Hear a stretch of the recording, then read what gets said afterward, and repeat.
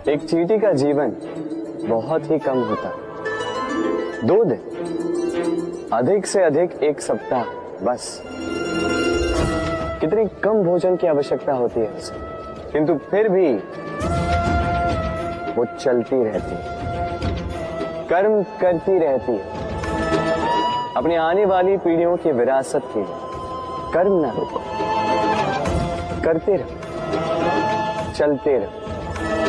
कुछ ना मिला तो चलने में सिद्धांत हो जाओ, लक्ष्य ना मिला तो एक सुगढ़ यात्री तो बन पाओ। तो प्रेम से बोलो, राधे राधे। कुछ पक्षियों को देखा है मैं, जीवन भर घोंसला बनाते रहते हैं, यहां से डाली लेकर, वहां से तिनका लेकर, सदा इस कार्य में रहते हैं कि अपना घोंसला बना सके। और इस कार्य में इतना खो जाते हैं कि स्वयं के पंखों के अस्तित्व के विषय में भूल ही जाते हैं। भूल जाते हैं कि उनके पास एक विशाल आकाश भी है उड़ने की। और फिर ये जीवन उस घोंसले की आहुति चढ़ जाता है। हम मनुष्यों के साथ भी यही होता है। जीवन जीने के लिए धन कमाने में इतने व्यस्त हो जाते हैं कि भूल ही जाते हैं कि हमें जीवन जीना भी है। धन जीवन जीने के लिए होता है, जीवन धन कमाने के लिए नहीं। तो आप केवल घोंसला बनाते मत रहिएगा, अपने पंख फड़फड़ाइए और उड़ान भरिए इस खुले आकाश में। तो प्रेम से बोल,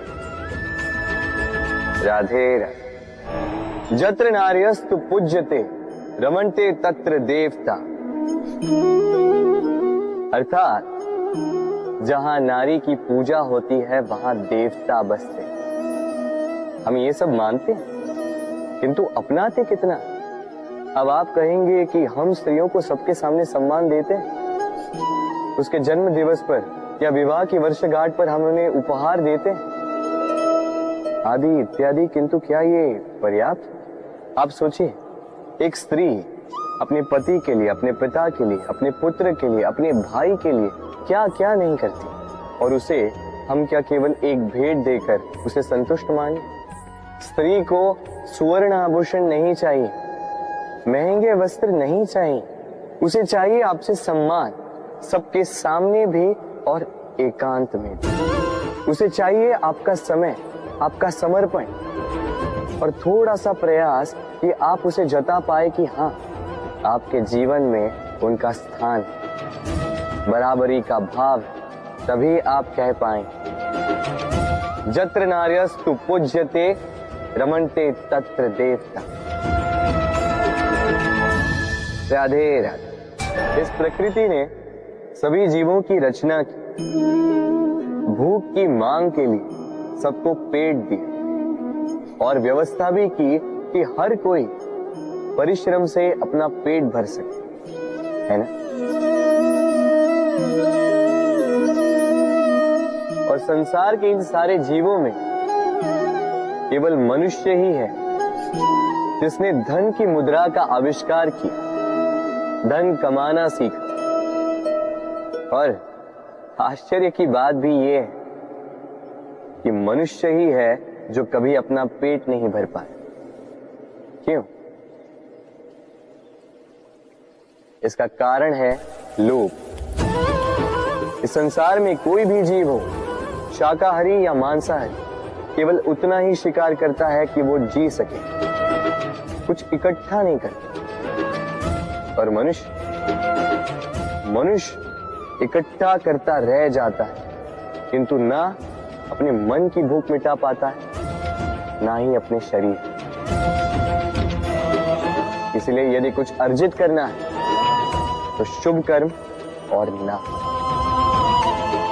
अन्यथा इस संसार से भूखे पेट जाना होगा।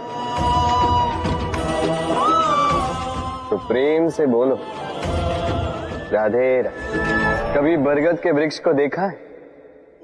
कितना विशाल होता है। कभी कभी भय लगता है कि इन भारी डालों का बोझ ये तना सह भी पाएगा या नहीं। भय लगता है कि कहीं ये वृक्ष टूट कर न गिर जाए, किंतु नहीं। समय पड़ने पर शाखाओं से निकलने वाली ये बेलें धरती की ओर बढ़ती और फिर स्वयं जड़ बनकर इस वृक्ष को सहारा देती। इसी प्रकार जो परोपकार करते हैं, सत्कर्म करते हैं, उन्हें स्वयं के लिए चिंतित होने की आवश्यकता ही नहीं, क्योंकि उनके कर्म ढाल बनकर उनकी रक्षा करते हैं। इसीलिए जीवन में सहारे की नहीं, कर्म की चिंता कीजिए। राधे राधे। जीव जन्म लेता है और उसके साथ ही जागती है उसकी स्मृति। स्मृति बड़ी ही बलशाली किंतु विचित्र अनुभूति होती, सदा आपके साथ रहती।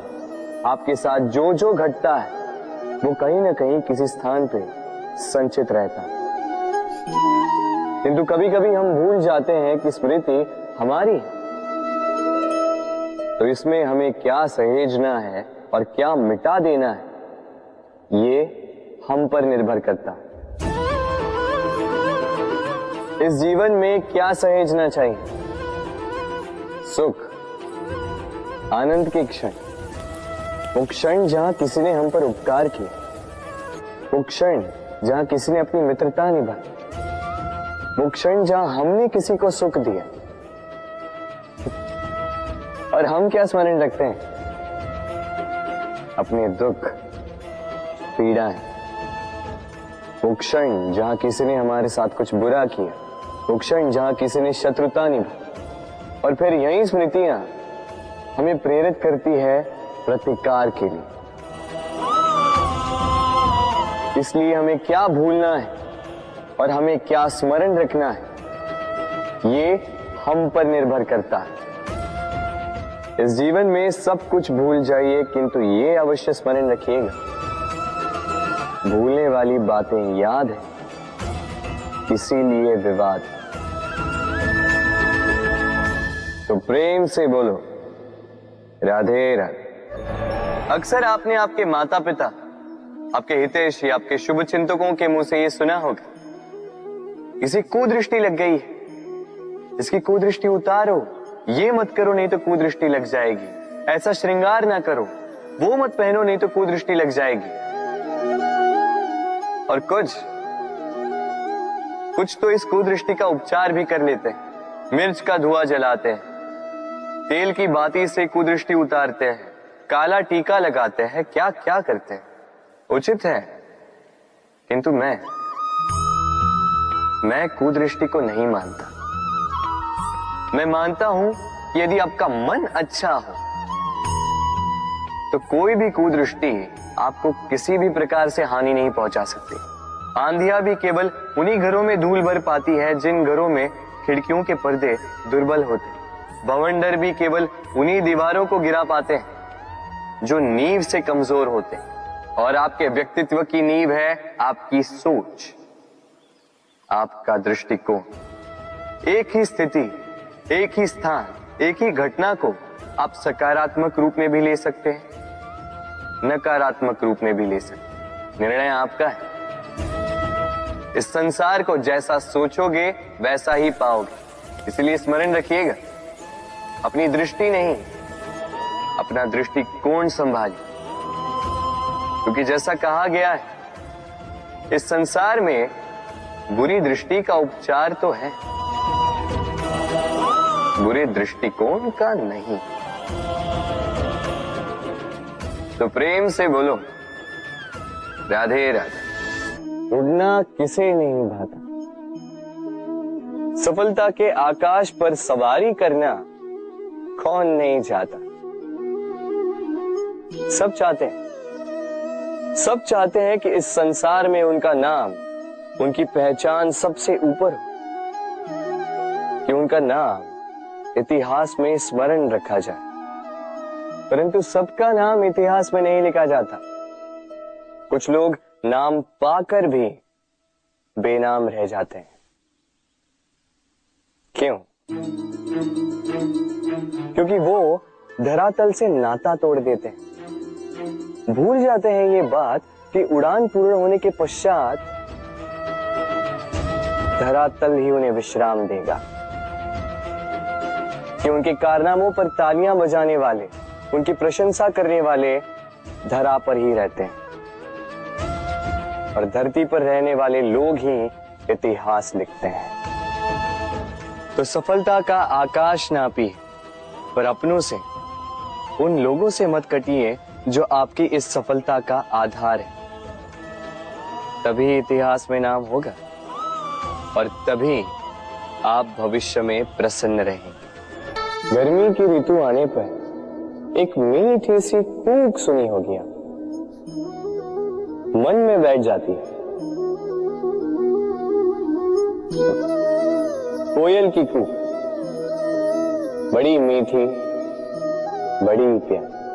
वैसे एक और पक्षी है जिसका स्वर बड़ा ही मीठा है, हमारे घर के आसपास ही होता है। हरियाला रंग, लाल चोंच, ठीक पहचाना आप? तोता। ये दोनों ही पक्षी हमारे लिए बहुत प्यारे हैं, मन को शांति देते हैं, किंतु इन दोनों में बड़ा अंतर।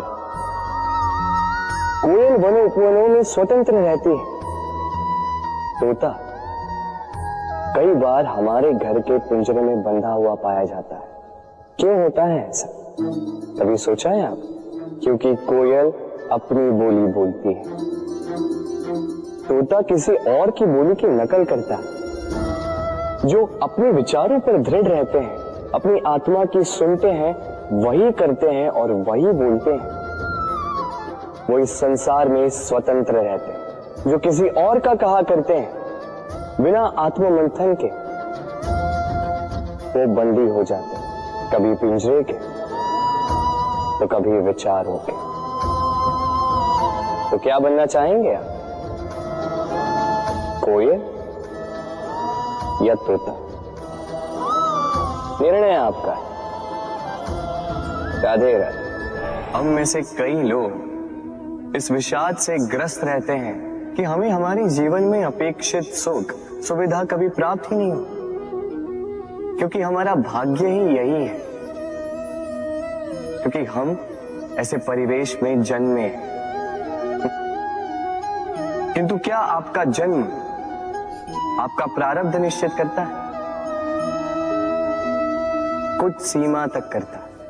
जैसे वर्षा की बूंद जब बादलों से जन्म लेती है तो उसका प्रारब्ध होता है धरा पर गिरना, किंतु वो धरा पर कहां गिरती है ये निश्चित करता है कि उसका भविष्य क्या होगा। केले के पत्ते पर गिरे तो कपूर बन जाती, सीप के मुख में गिरे तो मोती बन जाती, विषधर पी जाए तो विष बन जाती। बूंद एक ही, प्रारब्ध तीन। तो प्रारब्ध हमारा जन्म नहीं, हमारा चयन निर्धारित करता है।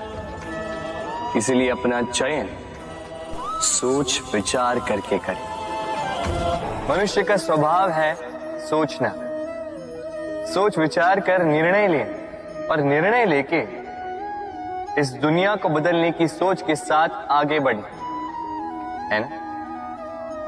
परंतु क्या हर कोई अपने निर्णय का परिणाम पाने में सफल होता है?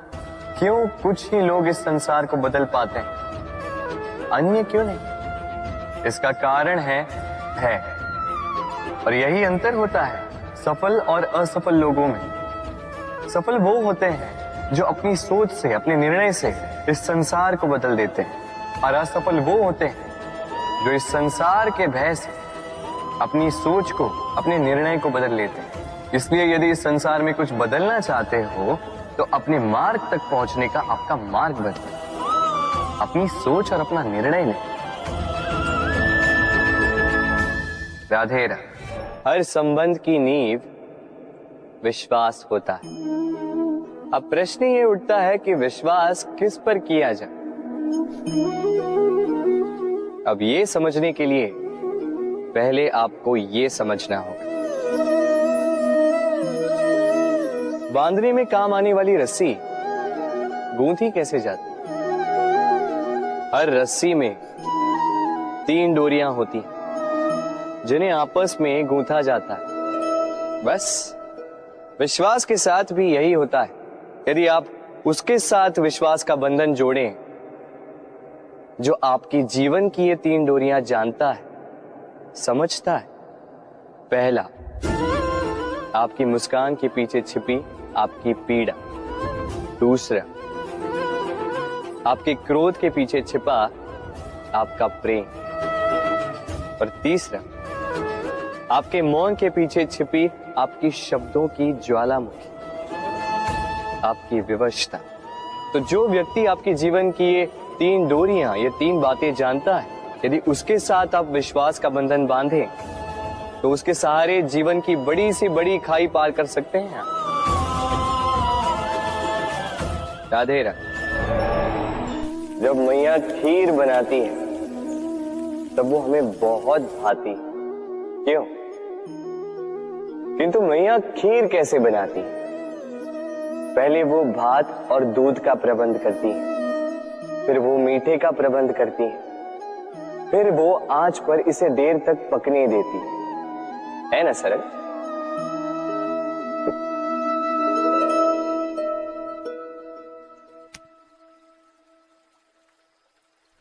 इतना भी सरल नहीं। इस जीवन में आनंद की खीर चखने का भी यही तरीका है, किंतु इसमें समय बहुत लगता है। शुद्ध श्वेत दूध जैसे भावों में, कभी न टूटने वाले संबंधों में प्रेम की मिठास मिलाकर जब प्रयास और परिश्रम की आंच पर देर तक पकाया जाता है, तब बनती है आनंद रूपी खीर।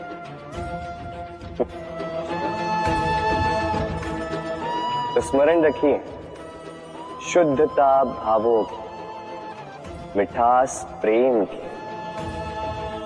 और प्रयास आत्मा की, इन तीनों को मिलाओगे तब भी जीवन में आनंद पाओगे।